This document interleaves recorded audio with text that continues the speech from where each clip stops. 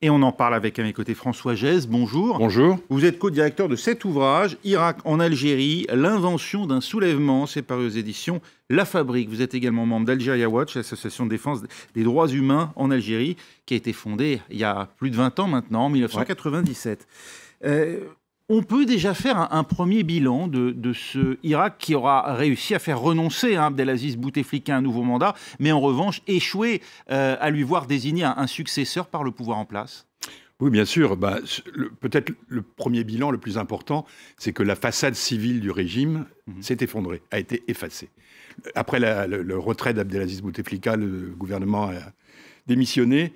Un gouvernement provisoire a été instauré, des élections ont été reportées à 2 reprises, elles ont eu lieu en décembre, l'élection présidentielle, mais M. Tebboune a été élu avec, soi-disant, 40% des voix et 60% d'abstention. Abdelmadjid Tebboune, un fidèle, un ancien fidèle d'Abdelaziz Bouteflika. De Bouteflika et du cœur du pouvoir, des chefs de l'armée, n'est-ce pas? Il a été élu, en fait, avec 10% de votants.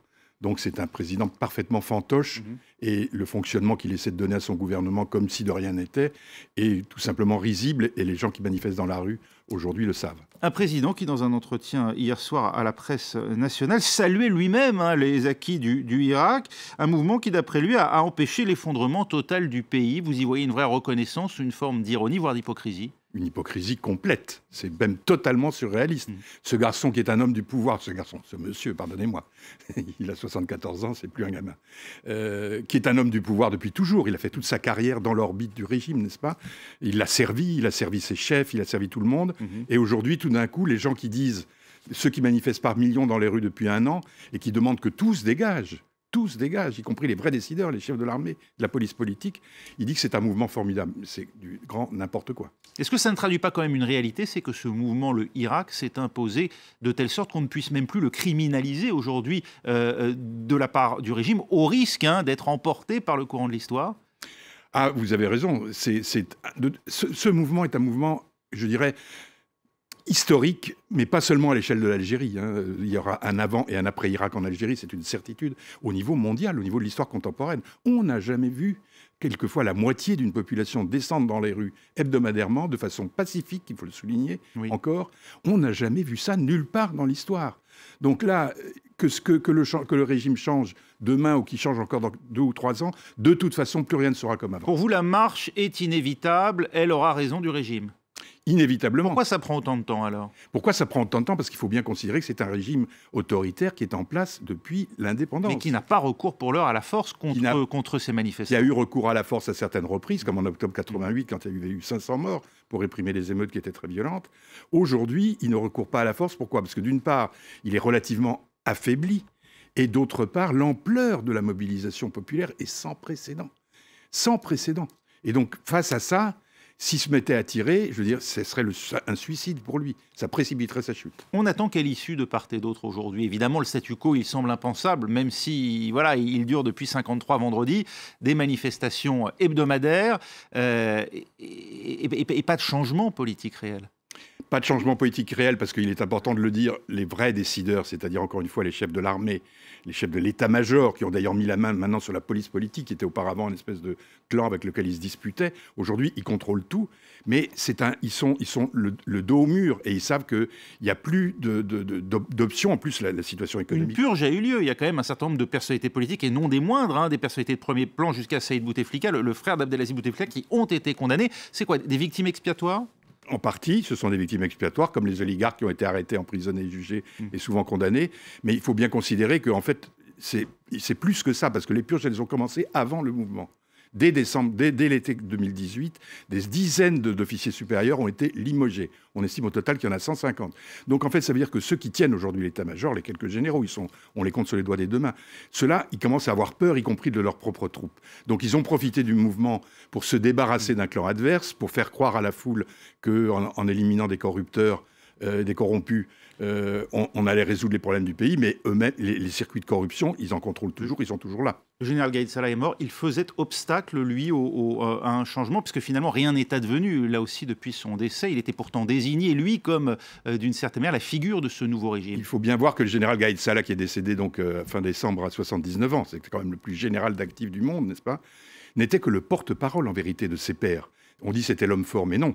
Lui, il exprimait la volonté de ces chefs de l'armée dont je parlais à l'instant, et qui, eux, aujourd'hui, comme je vous dis, ils n'ont pas de solution. Ils n'avaient pas trouvé de solution au remplacement de Bouteflika pour la façade civile, et aujourd'hui, moins encore. Qui sont ces manifestants, les gens qui manifestent aujourd'hui? Est-ce qu'il s'agit d'une élite d'étudiants éduqués ou bien un mouvement réellement populaire? Ah non, c'est un mouvement puissamment populaire. Toutes les classes sont représentées. C'est ça qui est très impressionnant. Les âges sont représentés. Il y a depuis les enfants jusqu'aux personnes les plus âgées, les hommes et des femmes. Les femmes sont très présentes.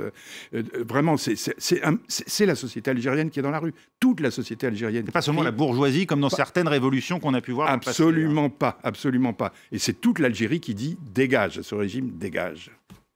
Alors elle appelle le régime à partir. Une élection présidentielle a déjà eu lieu. Ce n'était pas le souhait exprimé par les manifestants. Ils veulent quoi, eux?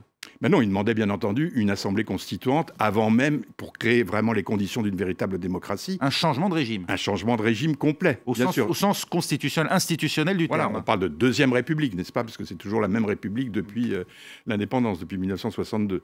Mais on sait qu'effectivement, le régime ne veut pas de cela. C'est possible, ça, de passer par une constituante, un pouvoir transitoire de la part d'un mouvement qui n'a pas souhaité jusqu'à présent être incarné par des figures? Il n'a pas souhaité être incarné par des figures, vous avez raison de le souligner, pour une raison simple, c'est qu'il connaît les techniques du pouvoir. Il sait que tous les mouvements d'opposition depuis 20 ans, chaque fois qu'ils émergeaient, ils étaient infiltrés, clonés, réprimés, n'est-ce pas?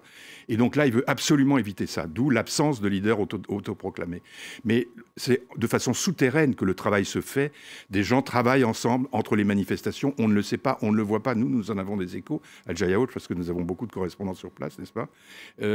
Et donc, des choses se préparent de façon souterraine. Ça ne prendra pas la forme de coups d'éclat, de coups d'État, non. Mais petit à petit, les choses vont basculer et le régime va tellement s'affaiblir qu'il n'y aura plus d'autre choix que de changer de régime enfin. Des leaders sont incarcérés aujourd'hui. Des leaders sont incarcérés. La répression paraît complètement aléatoire, mais en fait, ils ciblent très finement des gens qui jouent un rôle important dans les différentes mobilisations dans tout le pays. Après, ils les libèrent, après, ils les condamnent. Ça donne l'impression d'incohérence. En vérité, Karim Tabou, notamment, on l'a dit. Karim Tabou, bien sûr, il en fait partie. Mais c'est lui, il pourrait être, lui, demain, la figure. On a beaucoup parlé de lui. On a beaucoup parlé de lui, mais je ne pense pas. Je pense que c'est une des figures dans l'opposition qui a été engagée dans le mouvement.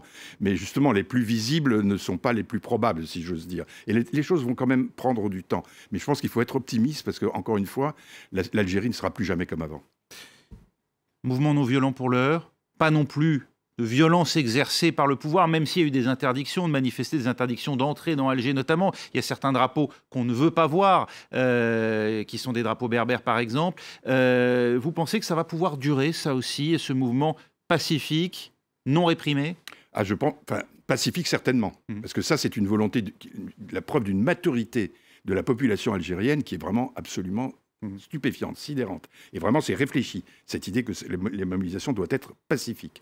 Alors maintenant, est-ce qu'en face, la tentation de la violence peut prévaloir un jour, comme ça a été le cas à certaines occasions dans le passé? Tout est possible. Mais sincèrement, je ne le crois pas, parce que je pense, encore une fois, que le régime est affaibli, qu'il n'a plus les ressorts qu'il avait auparavant, les outils qu'il utilisait pour dominer la population, et que donc, utiliser la violence dans cette condition-là lui serait extrêmement préjudiciable. Merci François Jay. Je rappelle le titre de votre ouvrage, l'ouvrage que vous avez co-dirigé. Ouvrage collectif. Ouvrage collectif, oui, tout à fait, on l'en rappelle. Irak en Algérie, l'invention d'un soulèvement. C'est paru aux éditions La Fabrique. C'est demain l'anniversaire, premier anniversaire de ce mouvement en Algérie. Merci d'avoir été avec nous. Merci à vous. Restez sur France 24 dans un instant.